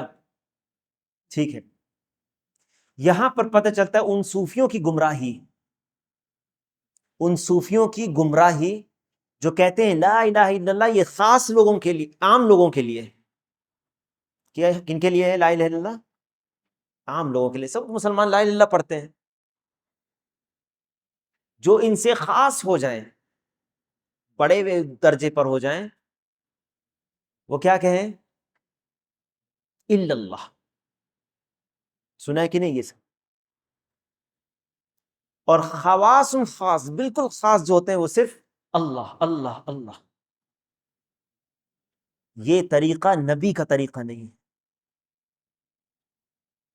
اللہ کے نبی صلی اللہ علیہ وسلم کیا کہتے ہیں؟ افضل الذکر لا الہ الا اللہ. اسی لیے، اور بعض تو اتنا بھی غلو کرتے ہیں اس میں کہ ان سے وہ محروم ہو گئے اس کلمے سے، انہوں نے اپنے آپ کو محروم کر دیا اس کلمے سے. کہتے ہیں کہ اس کے بعد کا جو درجہ ہے وہ اب اللہ بھی نہیں کہو، صرف ہو کرو، وہ اب ضمیر سے صرف پکارنا. اور اس طرح سے یہ شیطان ان سے کھیلتا ہے کہ وہ کہتے ہیں کہ بس ہو کرو. اور بعض خرافات ایسے کہ ادھر سے ایسے لو لا الہ ایسے الا اللہ، سر کو دھنتے ہیں وہ اپنے. یہ خرافات، اگر اللہ تعالیٰ نے آپ کو ان خرافاتیوں سے بچایا ہے تو اس کا شکر ادا کریں، اور اگر آپ ان خرافاتیوں کے چکر میں ہیں تو اللہ سے ہدایت مانگیں اور توبہ کر لیں.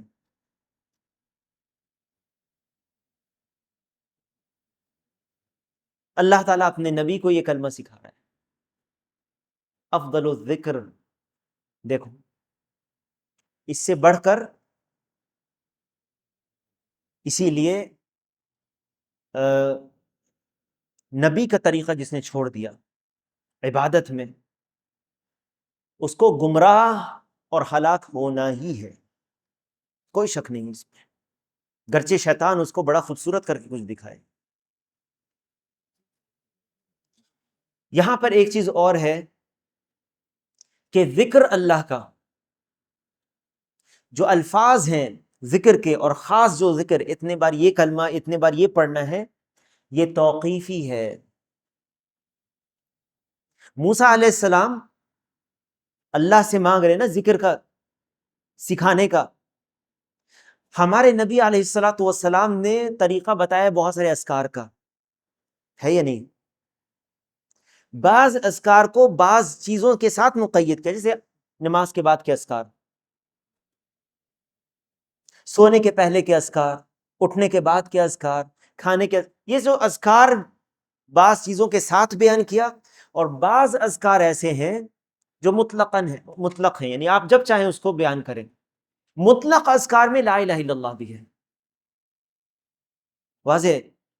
جو مقید اذکار ہے جیسے نماز کے بعد 33 بار سبحان اللہ، 33 بار الحمدللہ، 33 بار اللہ اکبر، اور 100 پورا کریں لا الہ الا اللہ وحدہ لا شریک لہ لہ الملک ولہ الحمد وہو علی کل شیء قدیر، اس کے گناہ اللہ تعالیٰ معاف کر دیتا ہے سمندر کے جھاگ کے برابر.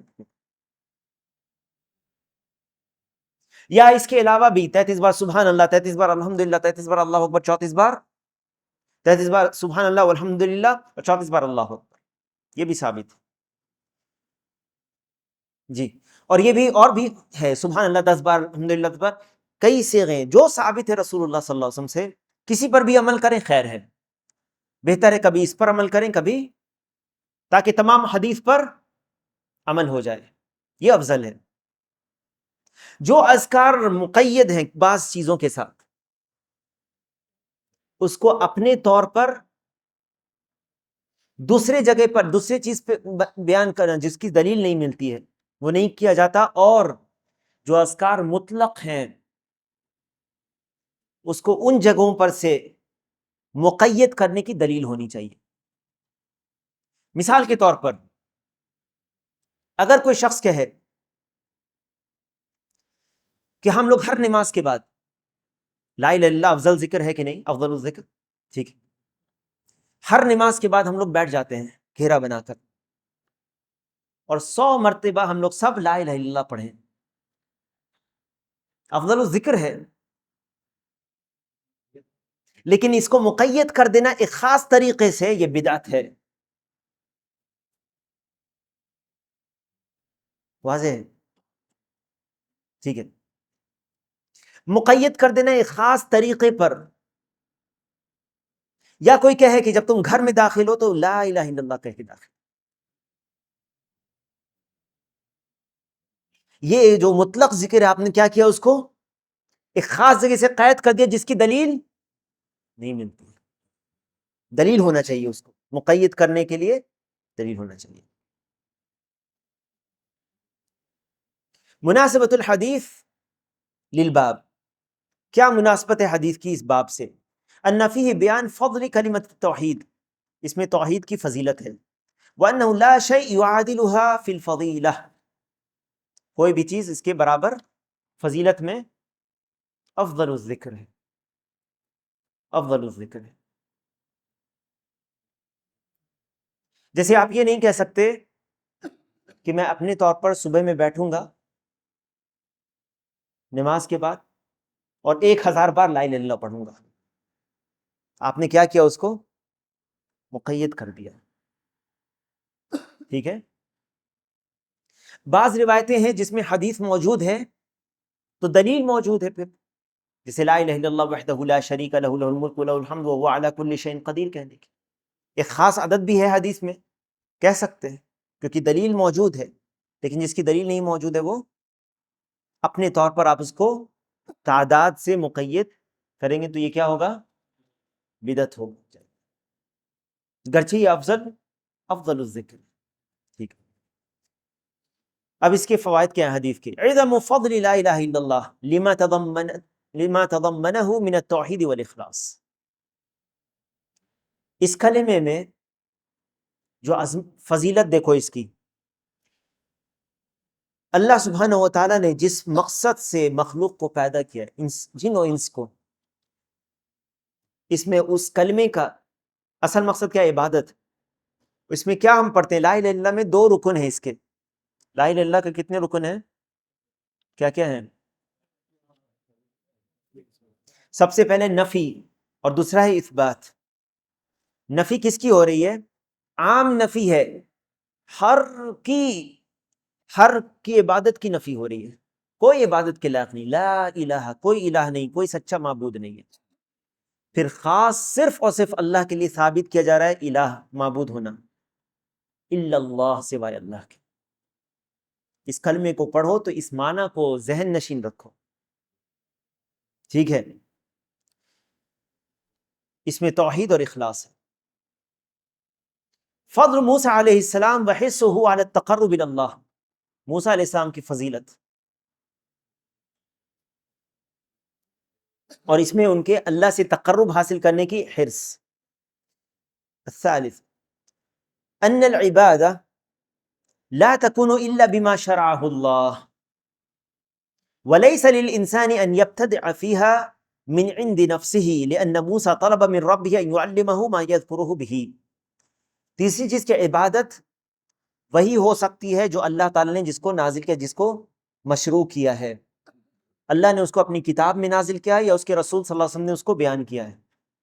اور اختصار کے طور پر آپ یہ کہہ سکتے ہیں کہ ہر وہ چیز جو اللہ کے رسول صلی اللہ علیہ وسلم نے بیان کیا ہے عبادت کی، وہی عبادت ہو سکتی ہے، کیونکہ اللہ کے رسول نے وہی نہ بیان کیا جو قرآن اور حدیث میں. اور انسان کے لیے جائز نہیں ہے، یہ انسان کا حق نہیں ہے کہ اپنے سے کوئی عبادت نکالے، اللہ سے تقرب حاصل کرنے کا ایک نیا طریقہ خود نکال لے اور ایجاد کر لے. کیونکہ موسیٰ علیہ السلام نے اپنے رب سے مطالبہ کیا تھا سکھانے کا وہ عبادت کا طریقہ جس سے اے رب میں تجھ سے اور قریب ہو جاؤں، میں تجھ سے دعا کروں، میرے لیے کچھ بتا دے خاص. ٹھیک ہے. چوتھی چیز ان ما اشتدت الحاجة والضرورة إليه كان أكثر وجودا فإن لا إله إلا الله لما كان العالم مضطرا إليها كانت أكثر الأذكار وجودا وأيسرها وصولا. بہت عظیم فائدہ ہے یہ، سبحان اللہ. دیکھو اہل علم کیسے نکالتے ہیں فوائد کو. کہتے ہیں کہ جس کی حاجت و ضرورت انسان کو سب سے زیادہ ہوتی ہے وہ سب سے زیادہ موجود ہوتا ہے. ہمیں انسان کے طور پر سب سے زیادہ کس چیز کی ضرورت ہے؟ انسان کے طور پر ہاں زندہ رہنے کے لیے کس چیز کی ضرورت ہے؟ سب سے ہوا کی، ہے نا. ہوا سب کے لیے موجود ہے کہ نہیں مفت میں؟ اللہ کی نعمتوں میں سے ایک عظیم نعمت ہے. دیکھو سب کے لیے موجود ہے کہ نہیں؟ ٹھیک. ہوا کے بعد کس کی ضرورت ہوتی ہے؟ کیا ہوا سے 2 منٹ نہیں زندہ رہ سکتے ہوا کے بغیر؟ 2 منٹ سے زیادہ انسان 1 منٹ کے بعد چھٹ پٹانے لگے گا اور دوسرے منٹ میں مر جائے گا. ذرا سانس روک کر کے دیکھو، کوشش کر، آدھا منٹ بھی نہیں روک سکتے، دم گھٹنے لگے گا. اللہ تعالیٰ نے یہ جو سانس ہمیں مل رہی ہے آکسیجن، یہ بہت عظیم نعمتوں میں سے اللہ کی، اور ایک ایک نعمت کا ہم گن ہی نہیں سکتے. ہوا کے بعد کس چیز کی ضرورت ہے؟ پانی. تو دیکھو پانی کی موجودگی، فراوانی پانی کی، یہ ہمارے جسمانی زندگی کے لیے اور روحانی زندگی کے لیے سب سے اہم، اور ہماری دل کی زندگی کے لیے سب سے اہم لا الہ الا اللہ ہے یا نہیں؟ آسان ہے کہ نہیں زبان پر؟ سمجھنا آسان ہے کہ نہیں لا الہ الا اللہ کو؟ معنی بھی آسان ہے، پڑھنا بھی آسان ہے، ثواب بھی عظیم ہے۔ کہتے ہیں شیخ انما اشتدت الحاجت والضرورت الیہ، جس چیز کی حاجت و ضرورت بہت سخت ہوتی ہے، کھانا اکثر وجوداً، وہ اکثر زیادہ تر موجود ہوتا ہے۔ اس سے میرے بھائیوں ایک بات سمجھ میں آنی چاہیے آپ لوگوں کو، بتاؤں وہ بات جو آپ لوگوں کو اچھی طرح سمجھ میں آنی چاہیے، کہ اس لا الہ الا اللہ کے معنی کو، اس کی تعلیم کو، اس کے علم کو جتنا زیادہ لوگوں کے بیچ میں نشر کیا جائے، زیادہ ضرورت ہے لوگوں کی نہیں اس کی۔ کیا اس کلمے کو، اس کی تعلیم، اس کے معنی کو وضاحت کرنا، اس کو لوگوں کو بیان کرنا، اس کے تقاضوں کو بیان کرنا، اس کی جو مخالف چیزیں اس کو لوگوں کو بیان کرنا، اس کی ضرورت زیادہ ہے کہ نہیں لوگوں کو اور چیزوں کو بیان کرنے سے؟ واللہ اس کی بہت ضرورت ہے، کیونکہ اس کے بغیر وہ شخص مسلمان نہیں ہو سکتا جو اس کلمے کا انکار کر دیتا ہے، جب تک اس کلمے کا اقرار کر کے اس کے اوپر ایمان نہ لائے۔ اور اسی طرح جو اس کلمے کو نہیں جانتے ہیں، وہ زبانی سے پڑھتے ہیں اور شرک کرتے ہیں، وہ کتنے بڑے خطرے میں ہیں۔ اسی لیے یہ رحمت میں سے ہے لوگوں کے لیے بھی، یہ رحمت میں سے کہ اس کے علم کو نشر کیا جائے، اس کی تعلیم لوگوں کو دی جائے، اور لوگوں کو کہنے دو کہ تم تو توحید کی بات کرتے ہو، بہت ساری مسائل ہیں، بہت ساری مسائل ہیں، حقیقت میں ہیں بہت ساری مسائل، لیکن اس سے بڑا مسئلہ جو توحید میں خلل اگر کسی کے واقع ہوتا ہے، اس سے بڑا مسئلہ اور کوئی مسئلہ نہیں ہو سکتا ہے کوئی۔ آپ دوسروں کے لیے اچھا بن کر کے اور اچھے پڑوسی بن کے کیا کریں گے جبکہ آپ کے اندر خود شرک ہے؟ یا آپ کا پڑوسی اچھا پڑوسی کیسے ہو سکتا ہے جبکہ وہ آپ کو اجمیر جا کر اپنی حاجت روائی اور مشکل کشائی کے لیے پوری کرنے کے لیے کہتا ہے؟ کوئی خیر نہیں ہے ایسے بھی۔ اور یاد رکھیں سب سے بڑا خیر اگر آپ کسی کو پہنچا سکتے ہیں اپنی زندگی میں، ایک شخص کے جو مر رہا ہے یا جس کو ضرورت ہے، شدید حاجت ہے پانی کی یا ہوا کی، تم اگر اس کو پانی اور ہوا مہیا کرا دو تو اجر و ثواب کا کام ہے کہ نہیں؟ کسی کی جان بچانا کیسا ہے؟ اچھا عمل ہے کہ نہیں ہے؟ کسی کے جسم کو ہلاکت سے بچانے سے اہم ہے کہ اس کو ابدی ہلاکت سے بچانے کی کوشش کی جائے۔ ابدی یعنی ہمیشگی کی ہلاکت، جو اس کو جہنم کو واجب کر دے گی اس کے اوپر، اور یہ بغیر لا الہ الا اللہ کی تعلیم، اس کے نشر و اشاعت کے ممکن نہیں ہے۔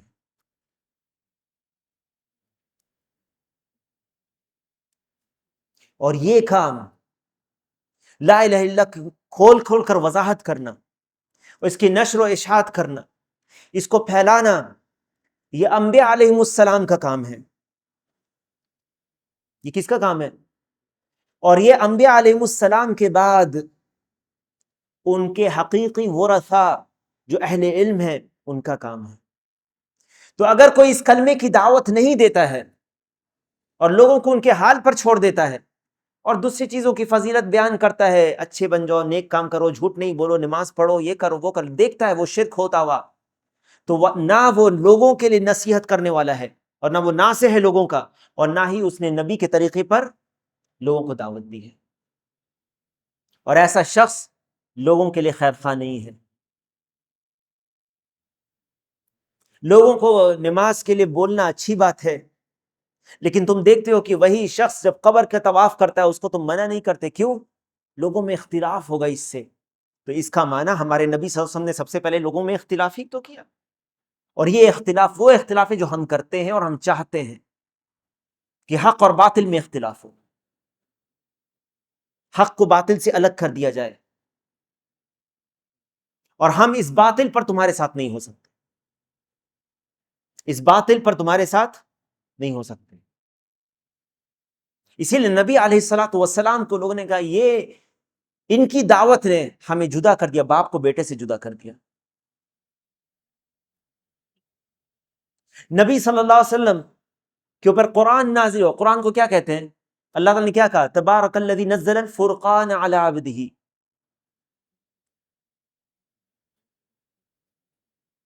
اور نبی صلی اللہ علیہ وسلم لوگوں میں فرق کرنے والے ہیں، حق اور باطل کو الگ کیا آپ نے. یہ نبوی طریقہ ہے کہ حق پر کو حق کہنا اور باطل کو باطل کہنا. باطل حق نہیں ہو سکتا. کہتے ہیں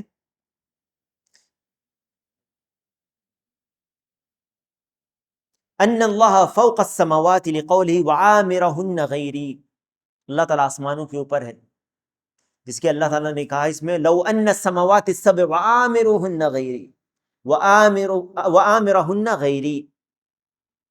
ساتوں آسمان اور جو بھی اس میں مخلوقات ہیں اللہ کی سوائے اللہ کے، تو آسمان میں اللہ آسمان کے اوپر جیسے کہ اس کی شان ہے، کسی مخلوق کے جیسا نہیں، اللہ تعالیٰ جیسے اس کی شان ہے.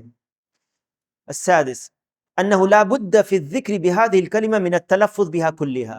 اس کلمے کو پوری طرح پڑھا جائے، اس کی ذکر میں یہ ہے ولا يقتصر على لفظ الجلالہ اللہ كما يفعله بعض الجہال.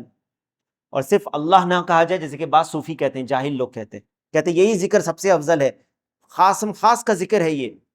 کیسی یہ افضل ذکر ہو سکتا ہے جبکہ افضل ذکر کیا نبی صلی اللہ علیہ وسلم نے کہا؟ تم رسول سے زیادہ جانتے ہو کیا؟ ہرگز نہیں. السابع اثبات میزان الاعمال وانه حق.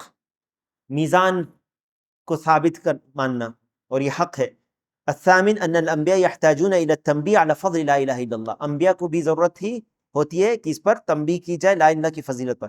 التاسع ان الارضین سبع كالسماوات. زمین بھی 7 ہیں جیسے آسمان. اذان کتنے بجے ہے؟ 8 میں. آخری حدیث ہے وللترمذی وحسنه عن انس رضی اللہ عنہ سمعت رسول اللہ صلی اللہ علیہ وسلم یقول قال اللہ تعالی یا ابن آدم لو اتیتنی بقراب الارض خطایا ثم لقیتنی لا تشرک بی شیئا لاتیتک بقرابها مغفرہ.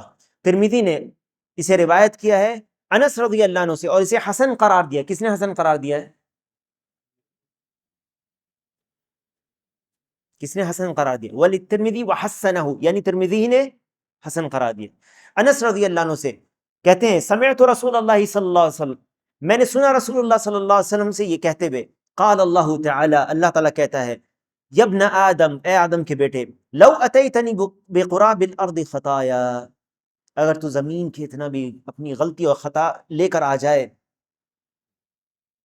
زمین بھر کی بھی غلطی اور خطا لے کر آ جائے، ثم لقیتنی لا تشرک بی شیئا، پھر تم مجھ سے اس حالت میں ملے کہ تو نے مجھ سے میرے ساتھ کسی کو شریک نہیں کیا ہوگا، لأتیتک بقرابها مغفرہ، میں اتنی مغفرت لے کر آؤں گا.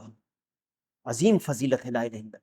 یعنی کہ اللہ تعالیٰ ایک شخص ہے جو اپنی زندگی کو ہر طرح کی بدعمالیوں میں گزارتا ہے، یہاں تک کہ کفر بھی اور شرک بھی کرتا ہے، لیکن آخری وقت میں وہ توبہ کر لیتا ہے اور لا الہ الا اللہ کو مان لیتا ہے اور لا الہ الا اللہ کے ساتھ آ جاتا ہے.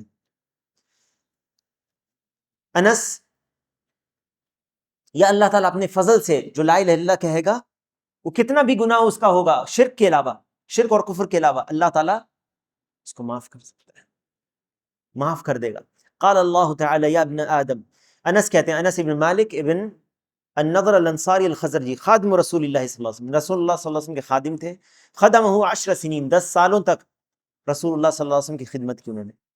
وقال النبی صلی اللہ علیہ وسلم اللہم اکفر مالہ وولدہ وادخلہ الجنہ، اے اللہ اس کے مال اور اس کے بیٹوں میں اور زیادہ کر، اور زیادہ اسے مال اور بیٹے دے، وادخلہ الجنہ، اسے جنت میں داخل کر. یہ دعا ہے جو انس رضی اللہ عنہ کے لیے رسول اللہ صلی اللہ علیہ وسلم نے کی تھی. مات سنہ 92 ہجری، 92 ہجری میں ان کی وفات ہوئی. وقیل، اور یہ بھی کہا جاتا ہے 93 ہجری میں، جبکہ 100 سال کی عمر سے وہ بڑھ چکے تھے. یعنی نبی صلی اللہ علیہ وسلم کی دعا دیکھو ہے نا، اور ان کے مال اور اولاد بھی زیادہ تھے. اور ان کی لمبی عمر انہوں نے پائی 100 سال سے زیادہ. وَلِلتِّرْمِذِي وَحَسَّنَهُ، ترمذی نے روایت کو اس کو حسن قرار دیا ہے. ای روى الترمذی فی سننہ الحدیث المذکور وحسن اسنادہ، اس کی اسناد کو حسن قرار دیا. اس میں ہے اللہ تعالیٰ کہتا ہے یا ابن آدم، اے آدم کے بیٹے، لو اتیتنی بقراب الارض، قراب بضم الکاف قاف وقیل بکسریا، قراب بھی کہتے ہیں، والضم اشہر زیادہ مشہور، قراب ہے زمین بھر، ملؤہا بھرا ہوا، اور میں یقارب ملؤ یعنی قریب قریب بھری ہوئی یا بھرا ہوا کسی چیز میں. ثم لقیتنی لا تشرک بی شیئا، یعنی اس حالت میں تیری موت ہو کہ تو شرک سے سلامت ہو، شرک سے بچا ہوا ہو. سالما من الشرک وهذا الشرط فی الوعد بحصول المغفرہ، یہ وعد میں مغفرت کے حاصل ہونے کے لیے شرط ہے کہ شرک نہیں کیا. لا تشرک بی شیئا، مغفرہ الغفر ستر چھپا دینا، وشرعا تجاوز اللہ عن خطایا وذنوب عبادہ، مغفرت کا معنی ہے اللہ تعالیٰ گناہوں سے اور خطاؤں سے تجاوز کر دے، اس کو چھپا دے، اپنے بندے کے گناہ کو مٹا دے یا معاف کر دے. اس کا اجمالی معنی حدیث کا کیا ہے؟ نبی صلی اللہ علیہ وسلم اپنے رب سے ذکر کرتے ہیں، یخبر النبی صلی اللہ علیہ وسلم عن ربہ عز وجل انہ یخاطب عبادہ ویبین لهم سعۃ فضلہ ورحمتہ، یہ اللہ کی فضل اور رحمت کی دیکھو کشادگی. وانہ یغفر الذنوب مہما کثرت، اللہ تعالیٰ گناہ معاف کر سکتا ہے جتنا بھی ہو، کتنا بھی ہو، جب تک شرک سے کم ہو، شرک و کفر نہیں ہو، ما دامت دون الشرک. وهذا الحدیث مثل قوله تعالی، یہ حدیث اس اللہ کے فرمان کی مثل ہے، ان اللہ لا یغفر ان یشرک بہ ویغفر ما دون ذلک لمن یشاء، اللہ تعالیٰ چاہے گا کہ اللہ تعالیٰ اس گناہ کو نہیں معاف کرے گا کہ اس کے ساتھ کسی کو شریک کیا جائے، اور اس کے علاوہ جو بھی ہوگا جس کے لیے اللہ تعالیٰ چاہے گا اس سے کمتر جو ہوگا اس کو معاف کر دے گا. یعنی شرک اور کفر، کیونکہ کفر کے لیے بھی دوسری آیت ہے. مناسبت الحدیث للباب، حدیث کی مناسبت کیا ہے اس باب سے؟ ان فیہ دلیلا علی کثرت ثواب التوحید، توحید کے کثرت ثواب کا ذکر ہے اس میں. وانہ یکفر الذنوب مہما کثرت، گناہ اس سے معاف ہوتے ہیں چاہے کتنے بھی زیادہ ہوں. اسی باب میں ہے باب فضل التوحید وما یکفر من الذنوب، اللہ چاہے گا تو گناہ معاف کر دے گا، اس سے چاہے گا تو معاف کر دے گا، یہ اس کا معنی ہے. اذان کا ٹائم ہو گیا ہے، اذان کس کو دینا ہے؟ ما یستفاد من الحدیث، حدیث کی فضیلت کیا ہے؟ پہلی فضل التوحید و کثرت ثوابہ، توحید کی فضیلت اس کے کثرت ثواب. دوسرا سعۃ فضل اللہ وجودہ ورحمتہ وعفوہ، اللہ کی فضیلت کتنی بڑی ہے، عظیم ہے، اس کے جود، عطا، کرم، رحمت، اور اس کی اس کو معاف کتنا کرتا ہے.